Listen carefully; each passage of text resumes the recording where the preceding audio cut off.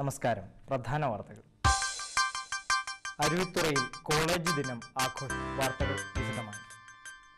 Aruvithura Saint George college ദിനാഘോഷം ഇന്ന് college ഓഡിറ്റോറിയത്തിൽ നടന്നു. കോളേജിലെ മുഴുവൻ വിദ്യാർത്ഥികളുടെയും അധ്യാപകരുടെയും സജീവ സാന്നിധ്യത്തിൽ ആഘോഷ പരിപാടികൾ ഭാഗവാഹകരായി തീരണമെന്ന് വിട പറയുന്നവരോട് അദ്ദേഹം അഭ്യർത്ഥിച്ചു.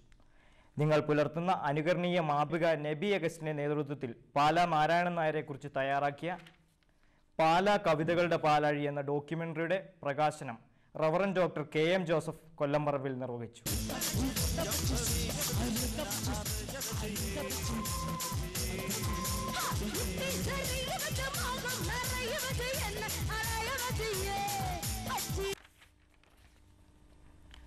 ഈരാറ്റുപേട്ടയിലും പരിസര പ്രദേശങ്ങളിലും മോഷണം പെരുകുന്നു. കുറ്റവാളികളെ കണ്ടെത്താനോ മോഷണ ശ്രമങ്ങളെക്കുറിച്ച് കാര്യക്ഷമമായ അന്വേഷണം നടത്താനോ പോലീസ് തയ്യാറാവുന്നില്ലെന്ന പരാതിയുണ്ട്. ഈരാറ്റുപേട്ടയിലെ ഒരു സ്വകാര്യ ആശുപത്രിയിൽ ചികിത്സയ്ക്കെത്തുന്നവരുടെ മൊബൈൽ ഫോണുകൾ മോഷണം പോവുക പതിവായിട്ടുണ്ട്.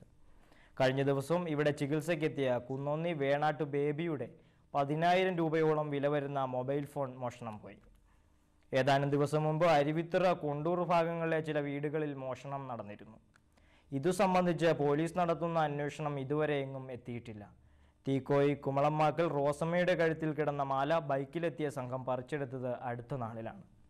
മോഷ്ടാവെന്ന് സംശയിക്കുന്ന ആളെ നാട്ടുകാർ പിടികൂടി പോലീസിൽ ഏൽപ്പിച്ചെങ്കിലും തൊണ്ടി മുതൽ കണ്ടെടുക്കുന്നതിനോ കേസ് തെളിയിക്കുന്നതിനോ പോലീസിന് ഇതുവരെ കഴിഞ്ഞിട്ടില്ലെന്ന് ആക്ഷേപമുണ്ട്.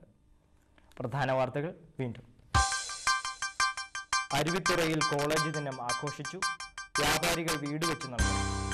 പൂർവ്വ വിദ്യാർത്ഥി സംഗമം പുതിയ അനുഭവമാണ്. പേട്ടയിൽ ഷട്ടിൽ ടൂർണമെന്റ് 17 ബ്ലേഡ് സംഘങ്ങൾ വികസനം.